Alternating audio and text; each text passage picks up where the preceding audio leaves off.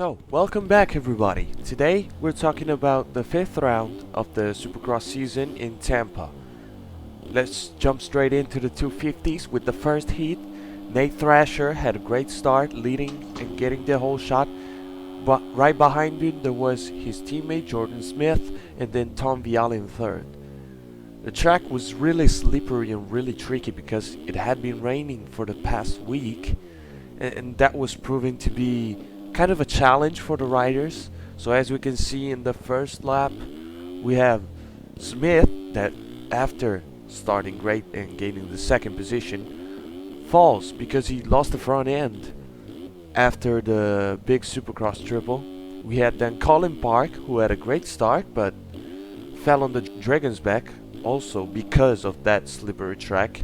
And the beach section, the famous sand section in Tampa, was proving really tricky and also really messy in the first lap, with people getting held up, almost stalling the bike and falling everywhere on that beach section. So there was a lot of mess in the first laps.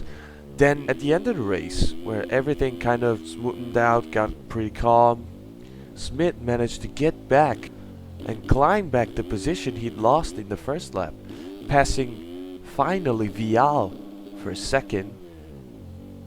And then Thrasher gets his first heat win. So it was Nate Thrasher who won the first heat, Jordan Smith concluding in second, and Tom Vial in third.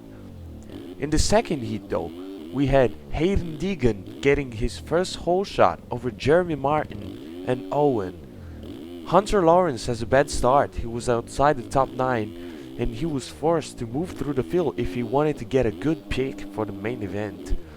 We see right at the start Hymus gaining position on Owen and Martin, going into second position, but then rain started to fall. So we had another variable. The weather variable came into play because at any point it could rain, it could change the conditions of the track. But in the end it was Deegan who won his first heat, only at his second pro event. And that's insane because the kid is really showing a lot of speed, with Chase Hymus finishing in second, Jeremy Martin in third, and Hunter Lawrence managing to recover into fourth. We then, in the main event, we had a good start for the Yamahas, with Nate Thrasher getting the whole shot, in first position. In second there was Jeremy Martin, and in third there was Hayden Deegan. We have a battle for second position in the first lap, which involved a lot of guys, with Martin, Deegan, Anstey, Vial, and Jordan Smith too. There was chaos once again in the first lap, with Jordan Smith and Tom Vial going down in the beach section. And we have once again Hunter Lawrence having to recover from another bad start, just like in the heat race. Moving up through the field, then starts the battle with Hayden Deegan and Mosman for fourth position. Lauren passes Deegan, but Deegan wasn't gonna let him go. He wanted to prove to Lawrence that he was one of the force, and he should have kept an eye on him for the next races because he could be a potential contender for wins. He had a lot of speed. But then Hunter Lawrence on the finish line jump faded a bit to the outside, and we see great heads-up riding from Hayden Deegan, who decided not to jump and not to risk too much. And for a rookie, that's not something that is obvious. So maybe rookies tend to risk a bit more because they want to show off. But great heads-up riding by Hayden Deegan. So a lot of props to him for that. Then Hunter Lawrence passes Mosman in the corner right before the beach section. It was a clean pass, it was a nice pass.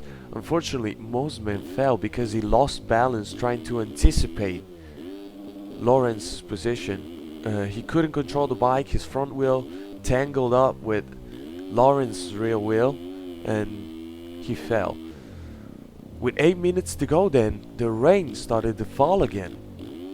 And then 6 minutes to go, Lawrence is battling Anstey, and passes him for second position in the same spot he passed Moseman. Jordan Smith manages to get back up to 6th once again after the first lap crash in the sand. And everything looks sealed, everything looks set to Nate Thrasher having another win. But then on the last lap, we see Hunter Lawrence clawing back almost 3 seconds to get within the range of an attack on the last lap with Nate Thrasher. And in the same section, he sends it up the inside. They make contact, but they keep on going.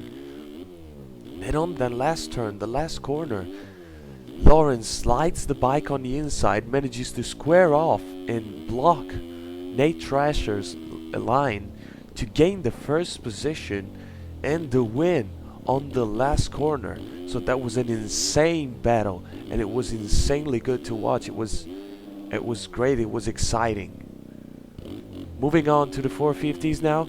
In the first heat, we have Cianciarulo making a great start in front of his teammate Jason Anderson, and then Christian Craig, the 2022 West Regional Champion, with a good start in the 3rd position. We see Anderson moving into the lead in front of Cianciarulo, but then nothing really noticeable. So Anderson won, Cianciarulo in 2nd, and Christian Craig steering the 3rd. In the 2nd heat, we have a great start from Sexton right in front of Tomac and Plessinger. Webb has a bad start and needs to claw back through the pack if he wants to get a good gate pick for the main events. And with 3 minutes to go, Aaron Plessinger passing Tomac on the whoops for 2nd, showing great speed, and especially in these last rounds in Houston and now here in Tampa, showing growing confidence and growing speed, becoming almost a serious threat for for win contenders, almost regularly a podium contender now. With 2 laps to go, we see Roczen and Barsha battling for 4th, with Barsha passing Roczen on the whoops and gaining 4th position. But in the end, Sexton wins, Plessinger concludes in 2nd, and Tomac finishes in 3rd. Then in the 450 main event, we have Sexton with the whole shot, Cooper Webb managing to have a great start and keeping 2nd position, Plessinger with 3rd. Tomac has a bad start and needs to recover if he wants to keep that points lead and that red plate. Anderson colliding with Barsha, trying to pass him, and then they both fall. Not really a smart move from him, especially in the first stages of the race, but both Anderson and Barsha are really aggressive riders, so I wasn't really expecting something different, but it's really not the smartest move to play. We see Chase Sexton can't pull away from Cooper Webb because he keeps on making small mistakes. He's not consistent. You could see he was faster than Cooper Webb, but he was not consistent. He was making those small mistakes, small line adjustments, who he still needed to do, and Cooper Webb was managing with that consistency to stay right on his tail, never over 2 seconds behind him. Anderson then battles with Barsha for 7th position after coming back through the field, which really felt like a wasted opportunity because he had the speed to keep up with the top guys like Sexton and Webb.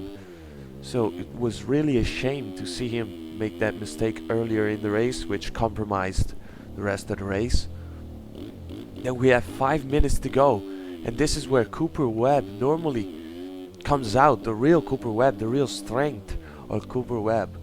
And we could see him because Webb was all over Sexton, keeps on climbing back and getting closer and closer and closer. It's not the gap is now under a second, but then Sexton gets some breathing room thanks to a bad run through the whoops by Webb and gains a second.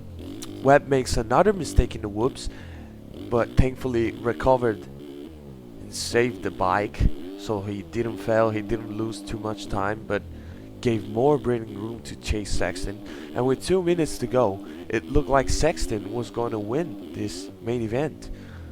But then Chase Sexton falls in the whoops, makes a mistake.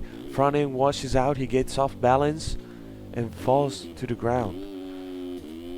And then I heard Ricky during the main event said, every time I'm watching Chase Sexton, I feel like something's gonna happen. And that's true, because every time he's doing great stuff, something happens. He makes a mistake or something bad happens, and he isn't able to conclude, to take home the great results that he could get.